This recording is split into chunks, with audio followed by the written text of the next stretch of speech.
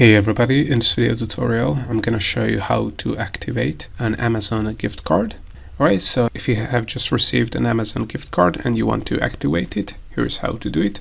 So you have to do is open up Amazon.com, then under the search field you're going to see gift cards, click on that, and of course you have to make sure that you're signed in into your Amazon.com account. Then to activate the gift card you have to scroll down and you have to select redeem Amazon gift cards. And then as you can see, here's where you're gonna be able to activate and redeem your Amazon gift card. And all you have to do to activate the gift card is to enter the claim code into this field. So if you don't know what is the claim code, it's a 14 or 15 characters long number that will contain both letters and numbers.